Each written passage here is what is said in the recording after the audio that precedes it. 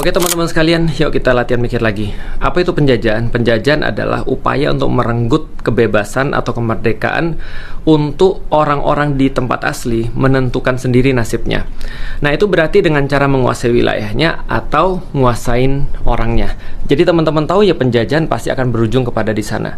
Dan teman-teman juga tahu ketika Indonesia masuk ke dalam Board of Peace, maka Israel itu sudah ngusulin untuk mindahin orang-orang yang ada di Gaza untuk menuju ke Indonesia, dan itu adalah masalah baru yang nanti akan kita bahas.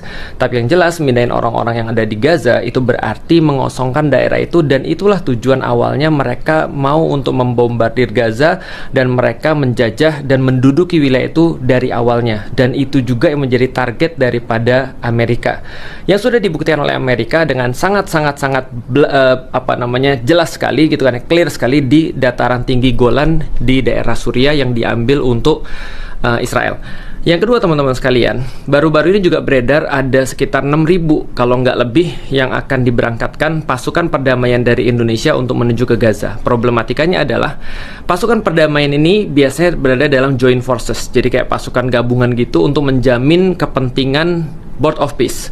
Permasalahannya adalah kepentingan Board of Peace udah dari awal menurut Trump itu tidak ada negosiasi bahwasanya itu harus melindungi kepentingan Israel dan harus melindungi keamanan Israel seperti yang dikatakan oleh Pak Prabowo berkali-kali. Jadi itu sudah tidak ada negosiasi bagi Trump, itu harus melindungi keamanan dan kepentingan Israel dan entitas Israel.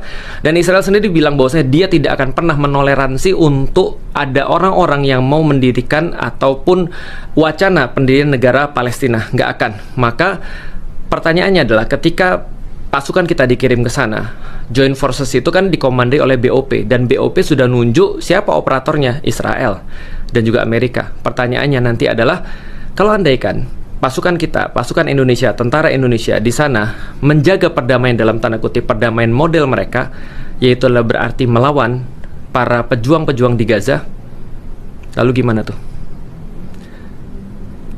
Kebayang nggak efeknya sih? Bagaimana terus kemudian citra Indonesia ketika pasukan kita yang ditugaskan di BOP menjaga, dalam tanda kutip, menjaga perdamaian, yang itu adalah berarti melindungi kepentingan Israel, karena itulah tujuan daripada BOP itu dibentuk. Aku nggak bisa bayangin sih.